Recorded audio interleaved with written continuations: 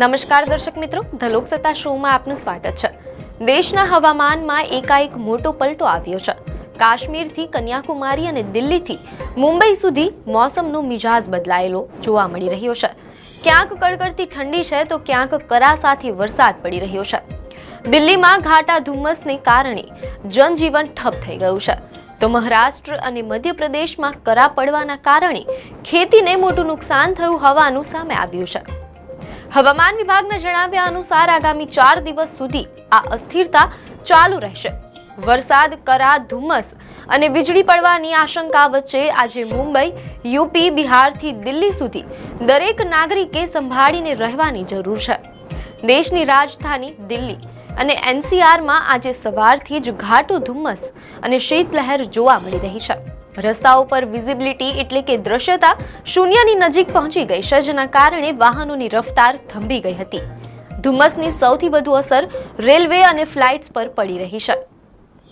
Media અહેવાલો અનુસાર 87 જેટલી ટ્રેનો તેના નિર્ધારિત સમય કરતા મોડી ચાલી રહી છે, જ્યારે ઘણી ટ્રેનોના રૂટ ડાયવર્ટ કરવા પડ્યા છે, જેના કારણે મુસાફરો ભારે હાલાકી ભોગવી રહ્યા છે। જો કે રાહતની વાત એ છે કે દિલ્હીનો એક્યુઆઈ લેવલ 200ની આસપાસ નોંધાયો છે। સામાન્ય રીતે મુંબઈમાં ક્યારેય આટલું ધુમ્મસ જોવા મળતું નથી, પરંતુ આજે સવારે આખું શહેર સફેદ ચાદરમાં લપેટાયેલું હતું। મરીન ડ્રાઈવ અને દરિયાકાંઠાના વિસ્તારોમાં ઘાટું ધુમ્મસ જોવા મળ્યું હતું, જેના કારણે વહેલી સવારના વાહન વ્યવહારને અસર થઈ હતી। અહેવાલોમાં જાણવા મળેલ છે કે મહારાષ્ટ્રના લગભગ 7 જિલ્લાઓમાં ધુમ્મસની ચેતવણી આપવામાં આવી છે। બીજી તરફ નાસિક, ધુલે અને જલગાંવ જેવા ઉત્તર મહારાષ્ટ્રના વિસ્તારોમાં તેજ પવન સાથે વરસાદની શક્યતા વ્યક્ત કરવામાં આવી છે। મુંબઈમાં એક્યુઆઈ 126 નોંધાયો છે, જે મધ્યમ શ્રેણીમાં આવે છે, પરંતુ ધુમ્મસને કારણે વાહન ચાલકોને લાઇટો ચાલુ રાખીને વાહન ચલાવવાની સલાહ અપાઈ છે। મધ્યપ્રદેશમાં પણ હવામાનનો રુદ્ર અવતાર જોવા મળ્યો છે। એમપીના આશરે 25 જેટલા જિલ્લાઓમાં વરસાદ અને કરા પડવાનું એલર્ટ જારી કરાયું છે, તેમ અહેવાલોમાં જાણવા મળેલ છે। ગ્વાલિયર, રીવા અને સાગર સહિતના વિસ્તારોમાં સવારથી જ વાદળછાયું વાતાવરણ છે। સૌથી આશ્ચર્યજનક દ્રશ્યો નીમચ અને મંદસૌર જિલ્લામાં જોવા મળ્યા હતા। અહીં રવિવારે એટલી ભયાનક ઓલાવૃષ્ટિ થઈ, એટલે કે કરા પડ્યા કે જેથી રસ્તાઓ અને ખેતરો સફેદ થઈ ગયા। નીમચમાં તો એવો નજારો હતો કે જાણે તમે મધ્યપ્રદેશમાં નહીં પણ કાશ્મીરમાં ઊભા હોવ, કારણ કે કરાને કારણે રસ્તાઓ પર બરફની ચાદર બિછાઈ ગઈ હતી, જેનાથી વાહન ચાલકોને ભારે મુશ્કેલી પડી હતી અને રવિ પાકને મોટું નુકસાન થવાની ભીતિ છે।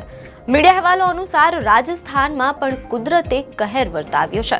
જયપુર, બારા અને ઝાલાવાડમાં સવારથી વાદળોની ફોજ જમા થઈ છે।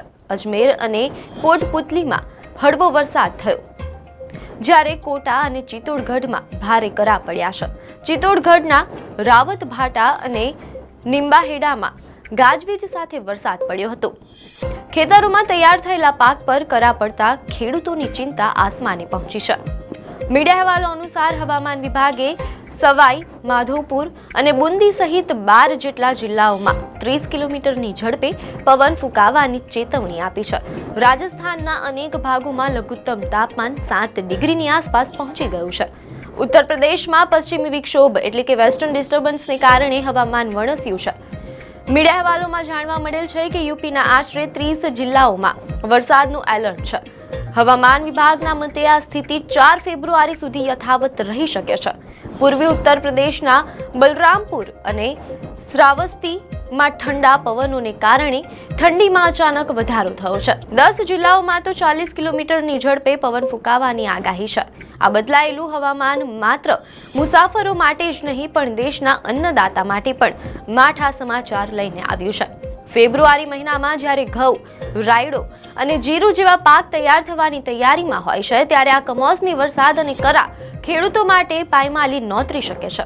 ખાસ કરીને એમપી અને રાજસ્થાનમાં જે રીતે મોટા કદના કરા પડ્યા છે, તેનાથી ઊભા પાક જમીનદોસ્ત થઈ ગયા છે। કમોસમી વરસાદને કારણે પાકમાં રોગચાળો વધવાની પણ શક્યતા છે. ઠંડી, ધુમ્મસ અને વરસાદના મિશ્ર વાતાવરણની સીધી અસર લોકોના સ્વાસ્થ્ય પર પડી શકે છે. વાતાવરણમાં આવેલા અચાનક પલટાને કારણે શરદી, ઉધરસ અને વાયરલ તાવના કેસમાં ઉછાળો થવાની ભીતિ સેવાઈ રહી છે. દિલ્હીમાં વધેલી ઠંડી અને મુંબઈમાં ભેજવાળા વાતાવરણને કારણે શ્વાસના દર્દીઓની તકલીફ વધી શકે છે. આવા સમયે ગરમ પાણીનો ઉપયોગ અને પૂરતા ગરમ કપડાં પહેરવા હિતાવહ છે. હવામાન વિભાગ એટલે કે IMDના જણાવ્યા મુજબ આગામી 72 થી 96 કલાક અત્યંત ગંભીર છે. પહાડી વિસ્તારોમાં હિમવર્ષા ચાલુ રહેશે, જેની સીધી અસર મેદાની વિસ્તારોમાં ઠંડા પવનો તરીકે જોવા મળશે. બિહારમાં પણ વાદળછાયું વાતાવરણ અને હળવા વરસાદની શક્યતા છે. ધુમ્મસને કારણે રસ્તા પર ડ્રાઇવિંગ કરતી વખતે ફોગ લાઇટ્સનો ઉપયોગ કરવો અને ગતિ મર્યાદા જાળવવી અનિવાર્ય છે. આપને માહિતી સારી લાગી હોય તો વિડીયોને લાઇક અને શેર કરજો, ચેનલને સબસ્ક્રાઇબ કરજો.